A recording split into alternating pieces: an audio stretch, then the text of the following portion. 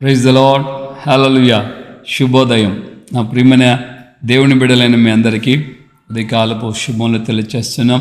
దైవజనులకి అలాగే విశ్వాసులకి అందరికీ హృదయపూర్వకమైన వందనాలు. నా ప్రియమైన దేవుని బిడ్డలారా, నేను కొంతమంది సేవకులతో మాట్లాడాను, అలాగే విశ్వాసులతో కూడా మాట్లాడాను. దూర ప్రాంతాల్లో ఉన్నటువంటి సేవకులు విశ్వాసులు చెప్పినటువంటి మాట నాకెంతో సంతోషాన్ని కలుగచేసింది. నేనేదో గొప్ప అని కాదు, కానీ సేవకులు సైతం వాళ్ళు చెప్తున్న మాటల్లో నాకు కలిగిన ఆనందం ఏంటంటే, పాస్టర్ గారు మీరు పంపిస్తున్న వాక్యాలు మేము వింటున్నాం అని వాళ్ళు కూడా రిప్లై ఇచ్చారు. ఆ మాటలు చెప్తున్నప్పుడు రాత్రనక పగలనక పడుతున్న ఈ ప్రయాసం మీతో చాలాసార్లు చెప్పుకున్నాను. నేను వీడియో షూటింగ్ నేనే చేసుకుంటున్నాను, వీడియో ఎడిటింగ్ నేనే చేస్తున్నాను, అప్లోడింగ్ థంబ్లైన్స్ అన్నీ కూడా నేనే చేసుకుంటున్నాను ప్రభు యొక్క కృపను బట్టి. అలాగే కొంతమంది దేవుని బిడ్డల యొక్క సహాయ సహకారాలు కూడా వాళ్ళ యొక్క గైడెన్స్ ద్వారా, తమ్ముడు హానోక్ హైదరాబాదులో ఉంటాడు, ఆ తమ్ముడు ద్వారా ఈ యొక్క పరిచర్యలో నేను ముందుకు కొనసాగడానికి ప్రభు కృపనిచ్చాడు. సో ఈ విధంగా మీ వద్ద నుండి వస్తున్నటువంటి ఆ మాటలే మీరు వింటూ, ఆ మాటల్నే మీరు కొంతమందికి షేర్ చేయండి. అలాగా లైక్ చేసుకుని సబ్స్క్రైబ్ చేసుకునేటట్లుగా మీరు ప్రేరేపించండి. సేవకులు కానీ విశ్వాసులు కానీ అలా సహాయం చేస్తే ఈ పరిచర్య ఇంకా అనేక మంది చూస్తూ దేవుని యొక్క సన్నిధిలో ముందుకు సాగించబడతారని మా కోరిక. దేవునికి మహిమ కలుగునుగాక. హల్లెలూయా.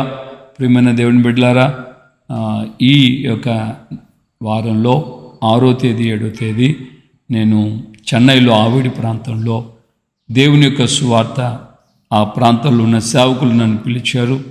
ఆ ప్రాంతంలో వెళ్ళి దేవుని యొక్క వాక్యాన్ని పరిచర్య చేయడానికి నేను వెళ్ళి వారి మధ్యలో పరిచర్య చేయడానికి వారు దేవుని ద్వారా నన్ను పిలిచారు. కాబట్టి నా ప్రయాణాల్లోనూ ఆ ప్రాంతానికి వెళ్ళిన తర్వాత ఆ సంఘాలకు అవసరమైన వాక్యాలు ప్రకటించుటలోనూ దేవుని కృప నాకు తోడుగా ఉండునట్లుగా మీ ప్రార్థనలో జ్ఞాపం చేసుకోవాలని ప్రేమతో కోరుకుంటున్నాను. ఆమేన్. హల్లెలూయా. సో ఈ రోజున దేవుని యొక్క లేఖనం నుండి కొన్ని మాటలు మనం ధ్యానించుకుందాం. ఇతరుడైనటువంటి యోబుకు సమస్య వచ్చింది. ఒక రోజునే అంత ఆస్తి అంత పోయింది, పిల్లలు చనిపోయారు, ఆస్తి అంత పోయింది. మరికొంతకాలానికి తన శరీరానికే అనారోగ్యం ఏర్పడింది, భయంకరమైన బాధ. ఈ బాధలో యోబుకు చాలా ప్రాణ స్నేహితులు ఒక 3 ఉన్నారు. వాళ్ళు వచ్చారు, దూరమున నిలుచుని యోబు పరిస్థితి చూచి వాళ్ళు కూడా 7 రోజుల పాటు మౌనంగా ఉపవాసాలతో ఉండి యోబునే కనిపెడతా ఉన్నారు 7 రోజులు. సో అలాంటి స్నేహితులు ఆ తర్వాత నోరు తెరిచి యోబు స్నేహితులు యోబుతో మాట్లాడటం ప్రారంభించారు. ఒక్కొక్కరు ఒక్కొక్క విధంగా మాట్లాడుతూ ఉన్నారు. 8వ అధ్యాయంలో మనం గమనించినప్పుడు ఒక అతను స్నేహితుడు అంటాడు, యోబు నీవు పవిత్రుడవై యథార్థవంతుడవైన ఎడల ఆయన నీ యందు శ్రద్ధ నిలిపి నీ నీతికి తగినట్లుగా నీ నివాస స్థలమును వర్ధిల్లింపచేస్తాడు. ఆమేన్. హల్లెలూయా. షూహీయుడైన బిల్దదు అన్నటువంటి వ్యక్తి యోబు యొక్క స్నేహితుడు. ఆయన చెప్పిన మాటలు ఇవి. ప్రియులారా గమనించాలి. ఈయన అంటాడు అక్కడ ఉన్నటువంటి మాటలు, నువ్వు పవిత్రుడవై యథార్థవంతుడవైన ఎడల ఆయన నీ యందు శ్రద్ధ నిలిపి నీ నీతికి తగినట్లుగా నీ నివాస స్థలంలో వర్ధిల్లింపచేస్తాడు. సో ఇక్కడ మనం గమనించాలి, పవిత్రత అనేది అది దేవుని యొద్ద నుండి మనం పొందేటువంటి కార్యం. 2, యథార్థత అనేది అది మన జీవితంలో నుండి దేవుని ఎడల మనం చూపించేటువంటి క్రియలు. మన క్రియలు, మన యొక్క మాటలు, మన యొక్క ప్రవర్తన ఇవి యథార్థంగా ఉన్నాయా లేదని అది మన వైపు నుండి రావలసినటువంటి విషయం. 1 దేవుని వైపు నుండి మనం పవిత్రపరచబడాలి.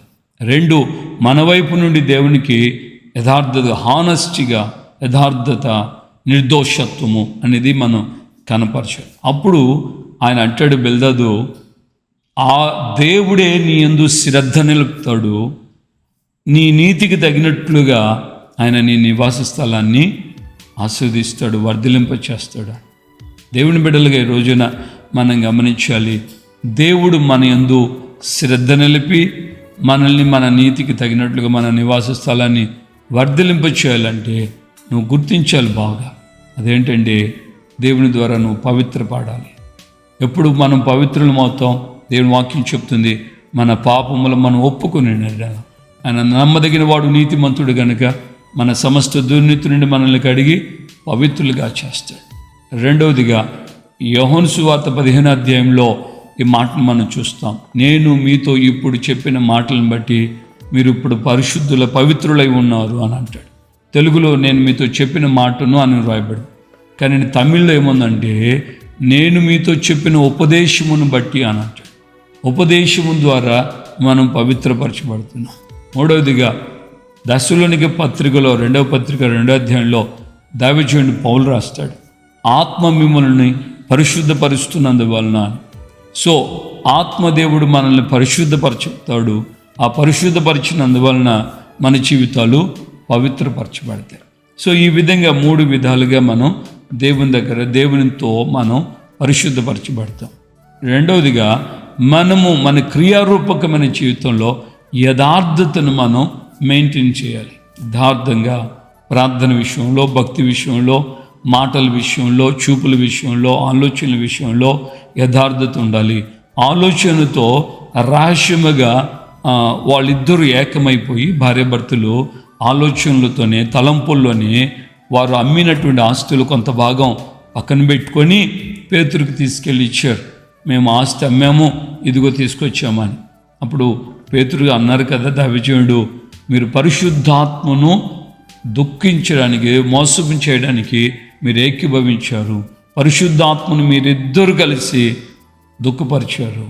పరిశుద్ధాత్మ దేవునికి వ్యతిరేకంగా మీరు ప్రవర్తించారు. అంటే యథార్థవంతులు లేరు వాళ్ళు. అందువలన వారు ఇద్దరు భార్యాభర్తలు, భర్త చనిపోయింది విషయం భార్యకి తెలియక, భార్య వచ్చిన తర్వాత కూడా భార్య కూడా అదే మాట చెప్పి ఇద్దరు ప్రాణాలు విడిచారు. అంటే మన ప్రవర్తనలో, మన క్రియలలో, మన ఆలోచనలో ఎలా ఉన్నాం, ఎలాంటి జీవితాన్ని కొనసాగిస్తున్నాం, యథార్థవంతుడిగా ఉండాలి. అప్పుడు దేవుడు మన యందు శ్రద్ధ నిలబెట్టి మన నీతికి తగినట్లుగా మన నివాస స్థలాన్ని ఆయన వర్ధిలింప చేస్తాడు. ప్రియమైన దేవుని బిడ్డలారా, దైవజనుడు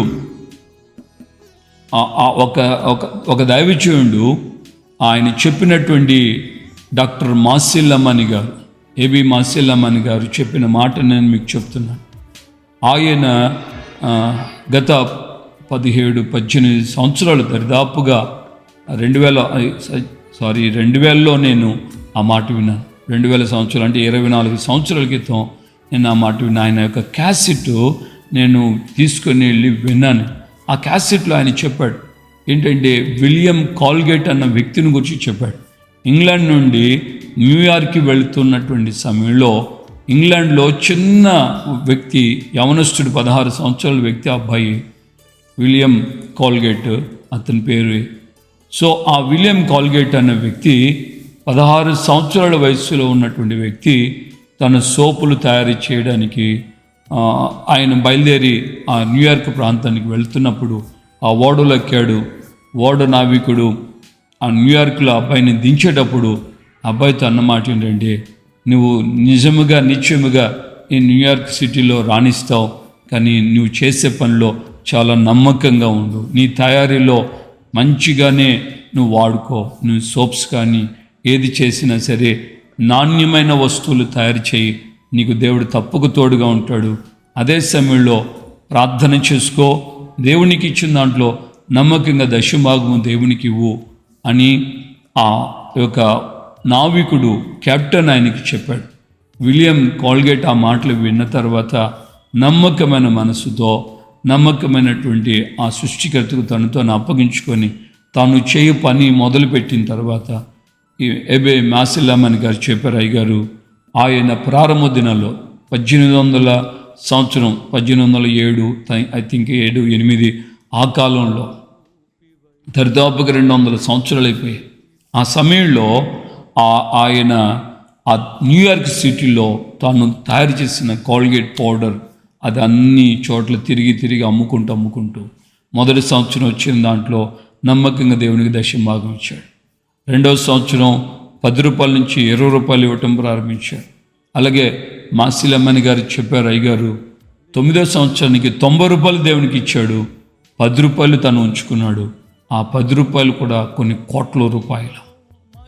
టాప్ మోస్ట్ 10 కంపెనీస్లో మొదటి నుంచి 10 కంపెనీలు ఉంటాయి కదా, ఆ 10 కంపెనీలో 7వ స్థానంలో కాల్గేట్ కంపెనీ ఉంది.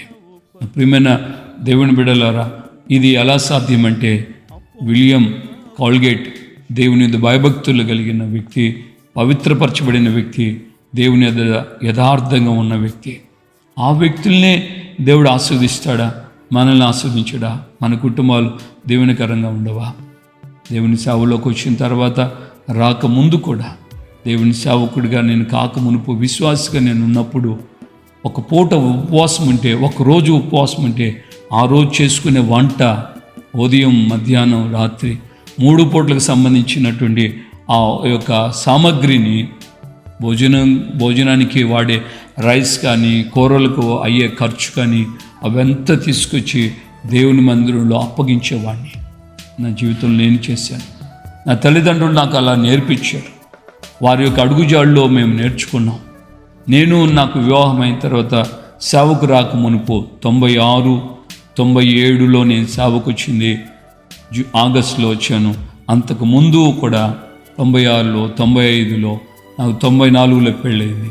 ఈ కాలంలో నేను ఆ రోజు ఉపవాసం ఉంటే ఆ ఉపవాసం ఉన్నటువంటి ఆ యొక్క ఆహారము మా ఇంట్లో పెట్టుకునేవాడిని కాదు. ఆ ఆహారాన్ని, దానికి అయ్యే ఖర్చును తీసుకెళ్ళి దేవుని మందిరంలో ఇచ్చాను. నా ప్రియమైన దేవుని బిడ్డలారా, ఆ రోజుల్లో నా సంపాదనలో నేను దేవునికి కానుకిచ్చేవాడిని. 200 నా దశభాగం అయితే ఒకసారి 300, 400, 500 కూడా దేవుని పరిచయకి ఇచ్చేవాడిని. ఆయన చూస్తూ ఉన్నాడు. ఆయన పరము నుండి ఆయన గమనిస్తున్నాడు కనుక మనల్ని ఆయన ఆస్వాదిస్తాడు.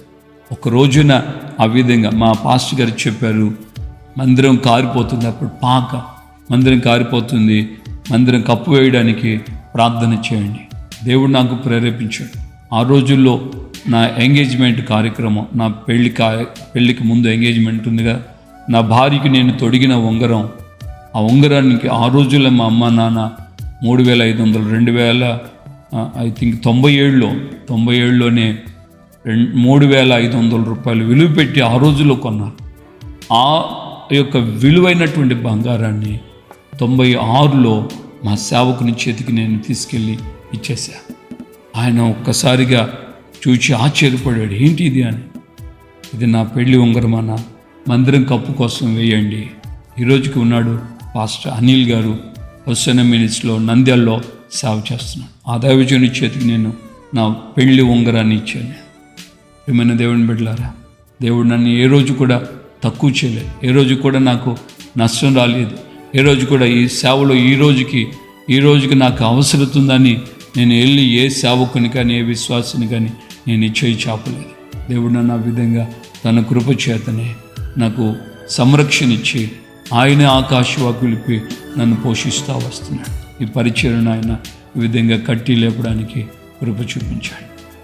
నీవు పవిత్రుడివై యథార్థవంతుడు అయిన ఎడల ఆయన నీ నీతికి తగినట్లుగా నీ నివాస స్థలాన్ని ఆయన వర్ధిలింపచేస్తాడని దేవుని యొక్క లేఖనం మనకు చెప్పినట్లుగా ఆయన మనల్ని ఆస్వాదించే దేవుడు తప్ప ఆయన మనల్ని దూరం చేసే దేవుడు కాదు, శపించే దేవుడు కాదు. నీవు ఈ విధంగా కీడులను ఉండాలని ఆయన కోరుకునే దేవుడు కాదు. నిత్యముగా నువ్వెంతగా దేవుని అండలా యథార్థవంతుడిగా ఉంటావో, పవిత్రంగా ఉంటావో, ఆయన నీ కుటుంబాన్ని, నిన్ను, నీ పిల్లల్ని వర్ధిలింపచేస్తాడు. ప్రభు నీకు తోడుగా ఉండను గాక. ప్రార్థన చేసుకున్నాం. ప్రేమగల తండ్రి, ఉదయకాలమందు మాతో మీరు మాట్లాడి అయ్యా మా హృదయాలను మీరు ధైర్యపరిచారు, బలపరిచారు. యోబు యొక్క స్నేహితుడు బిల్దదు ఆయనతో మాట్లాడుతున్నాను, నువ్వు పవిత్రుడివై యథార్థవంతుడివైన ఎడల ఆయన నీ యందు శ్రద్ధ నిలబెట్టి నీ నీతికి తగినట్లుగా నీ నివాస స్థలాన్ని వర్ధిలింపచేస్తానని మీ మాటలు మాకు జ్ఞాపం చేశారు.